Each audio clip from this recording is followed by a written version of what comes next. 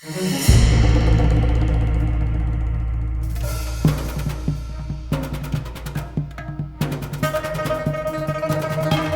that's what you call a fancy bug smasher. If you're traveling at almost the speed of light, and bugs just like disintegrate. That's what I'm getting ready to ride on, folks. So join me on my next episode. We're heading to Chengdu.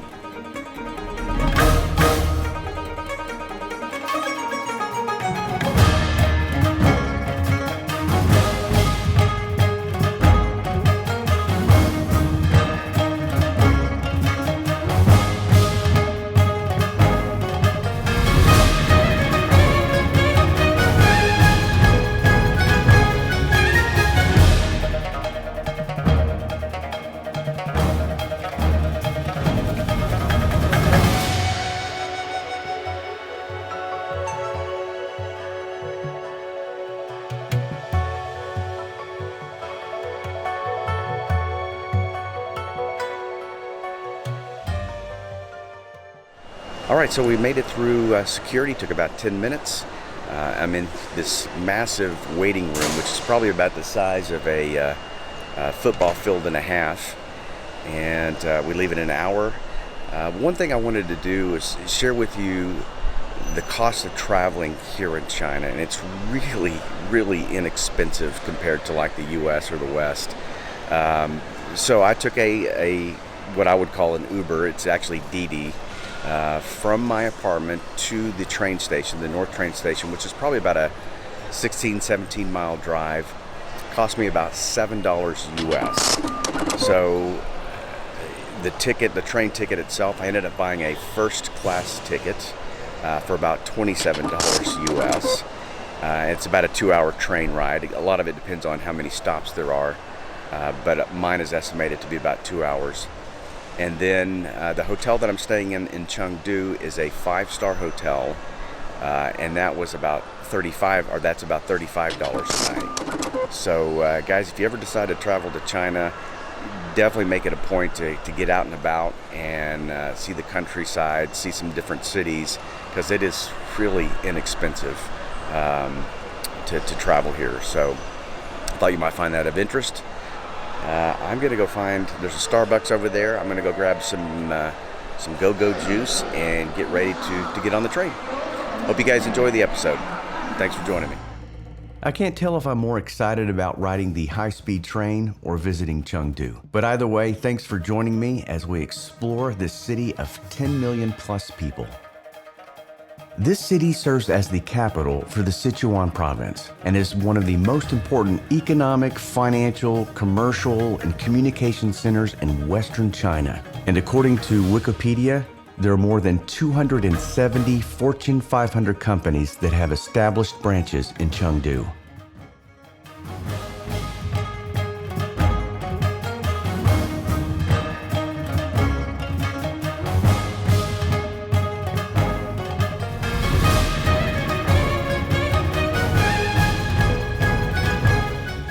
One thing that this train is missing is racing stripes. And it's got one big blue stripe, but it needs some like really cool Harley Davidson racing stripes.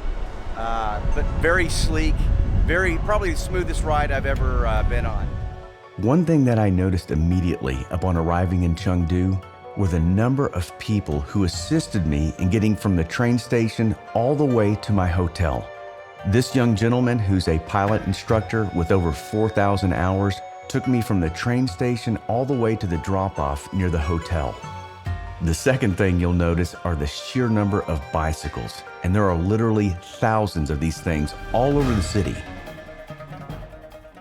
I took a nap, and now I am getting honked at to get off the sidewalk, to get on the sidewalk. First place to visit is the Wenshu Monastery, and there's a ton of history behind this monastery. It is actually the largest and oldest monastery here in Chengdu. It's got a history of about 1,400 years. So I'm going to be checking out the architecture. There's some food, and maybe I'll even get a chance to meet a monk or two.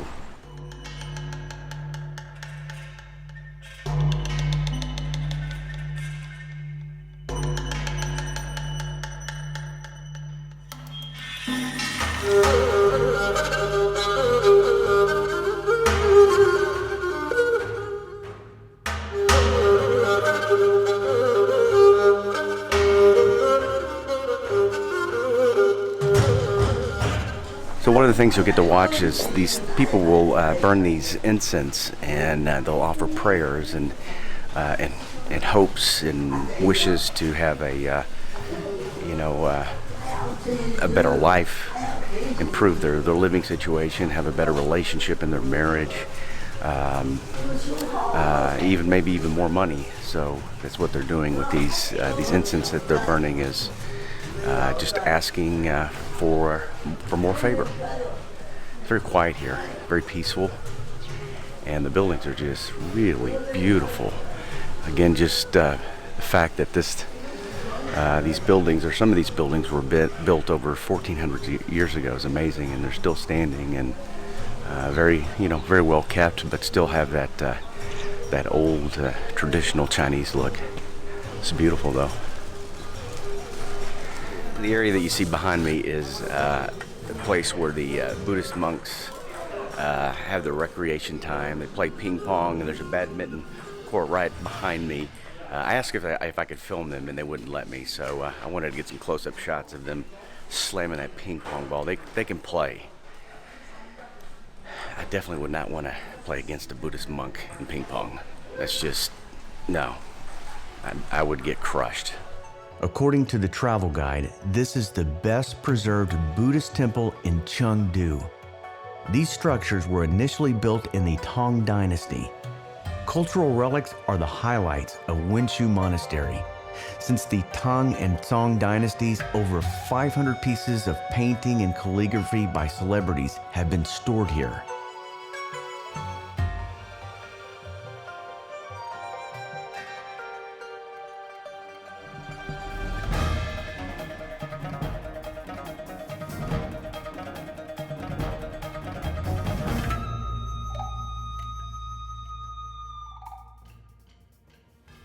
One of the things that you can do here in the monastery, it's actually on the property, is visit the tea house. And I was asking this gentleman how you pronounce it, so it's Cha Shi. Yes. Cha. Where are you from? 我是美国人 America. 好。你住在美国？你？我的亲戚，你懂吗？我的亲戚。我的亲戚亲戚的是兄弟姊妹 ，sister， brother。Oh, brother. 你有弟弟？哎，对。住在美国。在美国。So he has a little brother that lives in America. Very good, very good. 你叫什么名字？你？我呀。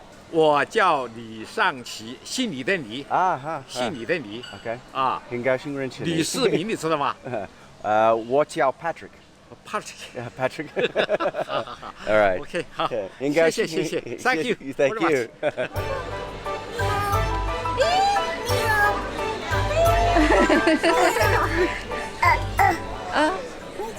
It's moments like this that I just love capturing and sharing with you. Guys, if you want to travel, make the necessary sacrifices and get out there and do it. Because I will tell you, it will change you forever. You know, I found a quote from the late Anthony Bourdain that says, "Travel changes you. As you move through life in this world, you change things slightly. You leave marks behind, however small. And in return, life and travel leaves marks on you." If you've ever watched Kung Fu series back in the late 60s, I guess early 70s, yes, I'm showing my age. I'm 50, okay? So shut up. That's Grasshopper's protege right there. Well, he's no longer Grasshopper. I guess he's like a locust or something. I don't know what he is. A cicada? He wouldn't be a cicada because they eat cicadas here, but that is definitely Grasshopper's protege. So outside of the monastery compound is just a whole block, several blocks of different shops, you know, where you can buy trinkets and statues and beads and all that kind of stuff. But there's also a lot of different small restaurants that you can eat at. So make sure you set aside about at least 6-7 hours to hang out in this particular area. You could probably make it a full day if you wanted, but there's plenty to do here at the monastery. Next week, we're going to continue our little exploration of Chengdu. We're going to check out the nightlife, try out some really delicious local cuisine, and the cool places that you can shop. Hey guys, if you like our videos, make sure to give us a thumbs up and hit the subscribe button so you're updated when we upload new videos. Thanks again, and we'll see you next week.